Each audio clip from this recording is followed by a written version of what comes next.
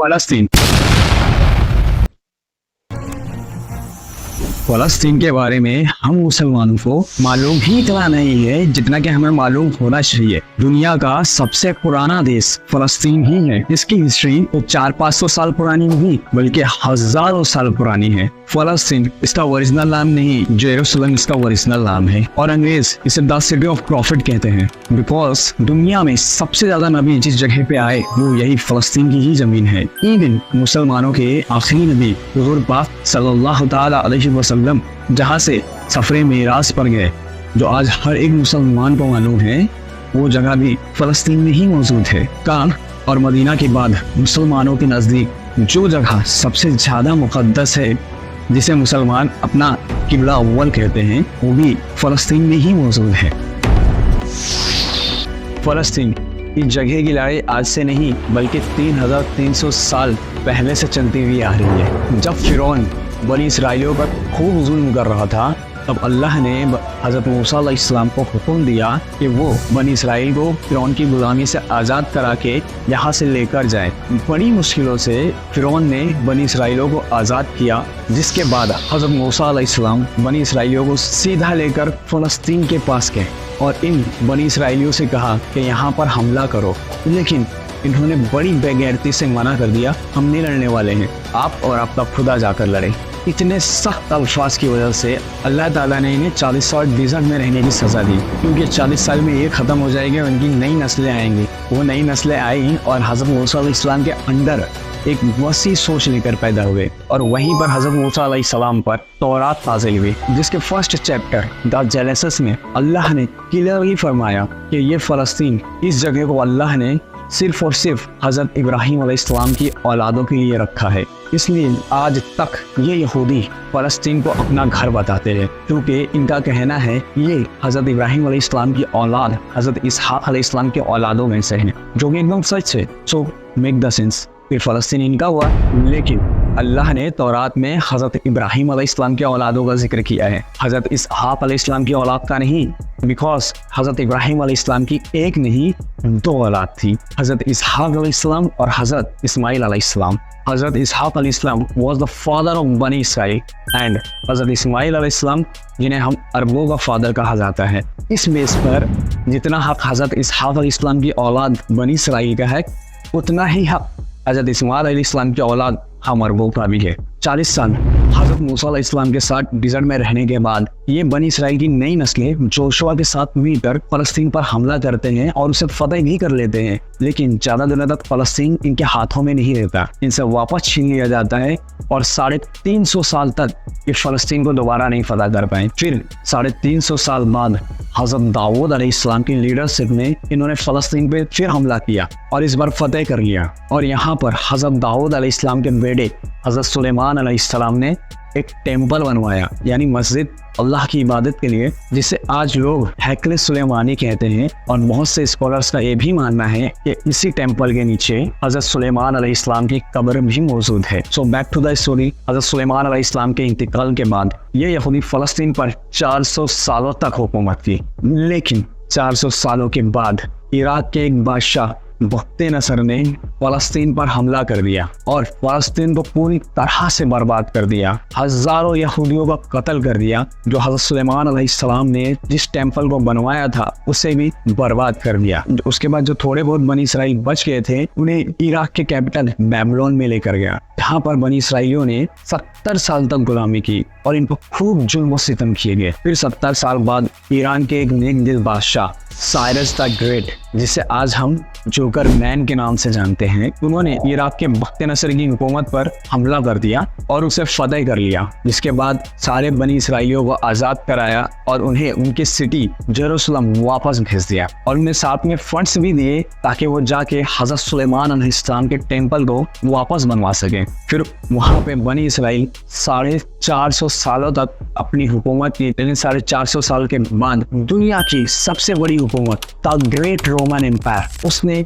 Jerusalem पर हमला कर दिया। उन्होंने पूरी तरह से जेरूसलम को बर्बाद कर दिया और हजरत सुलेमान अलैहिस्सलाम ने जिस टेम्पल को बनाया था, जिसे बाद में इन बनी इसराइलियों ने बनाया था, उसे पूरी तरह से तोड़कर बर्बाद कर दिया। जब बनी इसराइलियों ने इनसे लड़ने की कोशिश की तो हजारों बनी इसराइलियों को रोमन एम्पायर की फौजों ने कत्ल कर दिया और जो थोड़े बहुत बच गए वो भागकर पहाड़ों में रहने लगे। फिर द ग्रेट रोमन एम्पायर ने यहाँ पर 600 साल तक हुकूमत की, लेकिन 600 साल बाद इन्होंने एक गलती कर दी जो उन्हें नहीं करना चाहिए था। अरब में तेजी से फैल रहे न्यू रिलीजन इस्लाम पर इन्होंने हमला कर दिया, लेकिन इस्लाम इतनी तेजी से फैल रहा था कि इस्लामिक फौज ने रोमन एम्पायर के बहुत सारे इलाके और पर्शियन एम्पायर के बहुत सारे इलाके को फतेह कर लिया और फतेह करते करते वो जेरूसलम तक पहुंच गए। अब यहाँ पर मुसलमानों के पास सिर्फ दो ही रास्ते थे, या तो वो बाकी बादशाहों की तरह यहाँ पर खून खराबा करे और इसे अपना ले और इस पर कब्जा कर ले, या फिर इसे सीज यानी जेरूसलम का मुहासरा कर ले। जिसके बाद मुसलमानों ने दूसरा ऑप्शन चुना।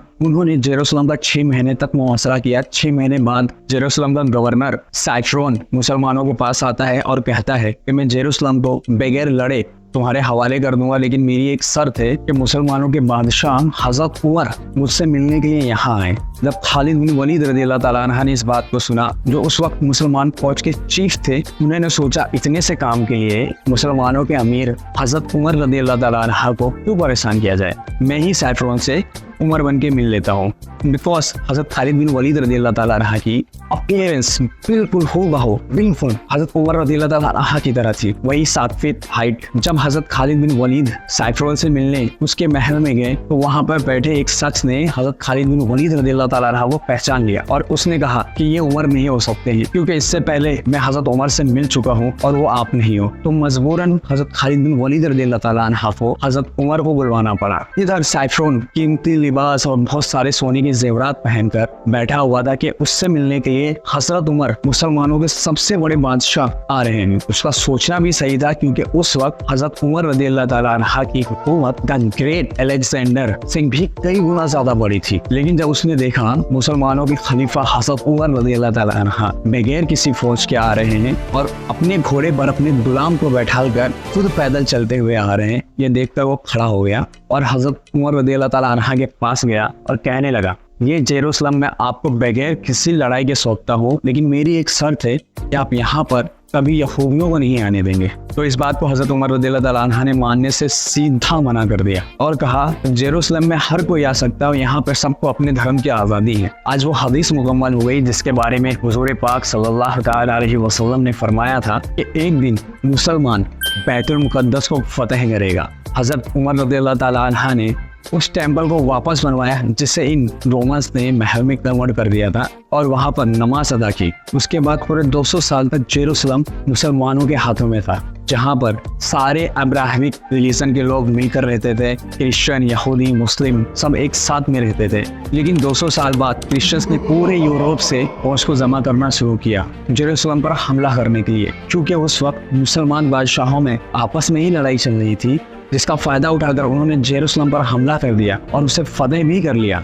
उसके बाद क्रिश्चियन फौज के जनरल ने जेरूसलम में वो खूनी तारीख लिखी जिसे आज दुनिया सुनकर कांप जाती है। उसने लाखों यहूदियों और मुसलमानों का कत्ल कर दिया और हज़रत सुलेमान अलैहिस्सलाम के द्वारा बनाई गई टेम्पल, जिसे बाद में हज़रत उमर रज़ियल्लाहु ताला अन्हु ने बनाया था और वहाँ पर नमाज अदा की थी, उससे बर्बाद कर दिया। और हिस्ट्री में ये भी लिखा है कि क्रूसेडर्स ने जेरूसलम की गलियों को मुसलमानों के खून से भर दिया था। फिर क्रिश्चियंस ने वहाँ 90 साल तक राज किया, लेकिन 90 साल बाद मुसलमानों के एक बहुत बड़े बादशाह सलाहुद्दीन अय्यूबी, उन्होंने सारी इस्लामिक दुनिया से फौज जमा की और जेरूसलम पर हमला कर दिया और उसे फतेह कर लिया।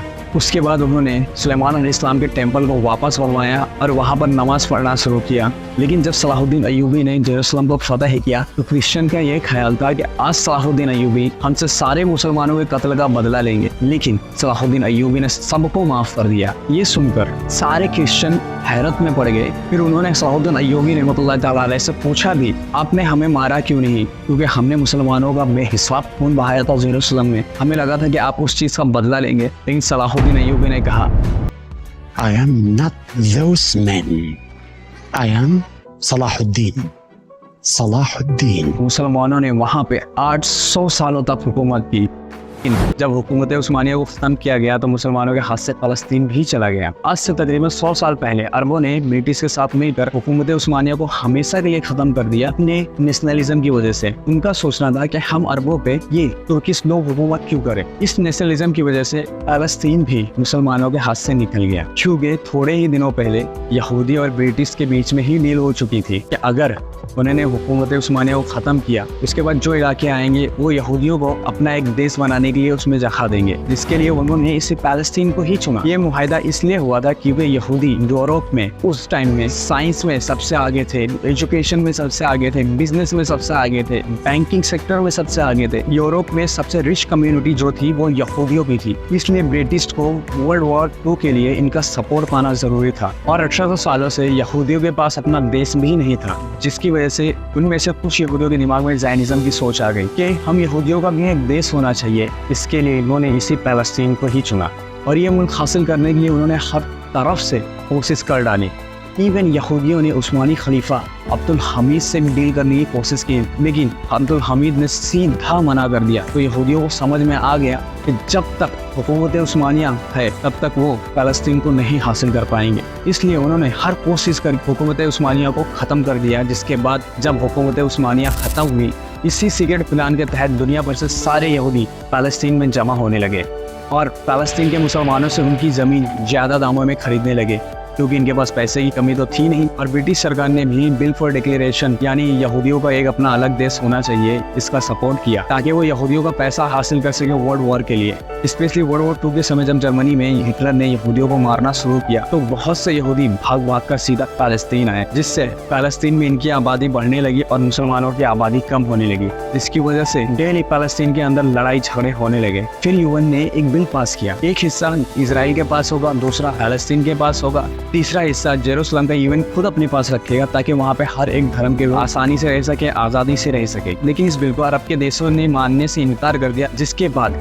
इजराइल के आज़ाद होने के एक ही दिन बाद अरब फौजों ने इस पर हर तरफ से हमला कर दिया। सीरिया, इजिप्ट, जॉर्डन, यमन सारी फौजों ने एक साथ हमला कर दिया, लेकिन बहुत ही बेगैरती से अरब देश इस जंग को हार गए, वो भी उस मुल्क से जो एक दिन पहले ही आज़ाद हुआ था। इस हार से पहले जो यूएन ने एक दिन पहले बिल पास किया था उसका सिर्फ 40% ही फ़लस्तीनियों को मिला और 60% पर इजराइल ने कब्जा कर लिया। इवन जेरूसलम के आधी सिटी पर भी इजराइल ने कब्जा कर लिया। इजराइल अकेला ही जंग को नहीं लड़ रहा था, इसके साथ दुनिया भर के लोगों का सपोर्ट था। इवन यहाँ तक यूएस, रशिया इन जैसी ताकतवर कंट्री भी इसके साथ खड़ी थी। इजराइलियों ने ये इलाके फतेह करने के बाद बिल्कुल भी टाइम जाया नहीं किया, उन्होंने फौरन फ़लस्तीन से 7 लाख अरबों को बाहर निकाल दिया, 7 लाख, जिसकी वजह से फ़लस्तीन में यहूदियों की आबादी और बढ़ गई और अरबी कम हो गए, जिसकी वजह से इजराइल और भी स्ट्रॉन्ग हो गया और बहुत सारी तादाद में यहूदी फ़लस्तीन में आने लगे। इसके बाद यहूदियों ने बिल्कुल अरब सेंटर के बीच में अपना एक मजबूत देश बना लिया। लेकिन ये दो इलाके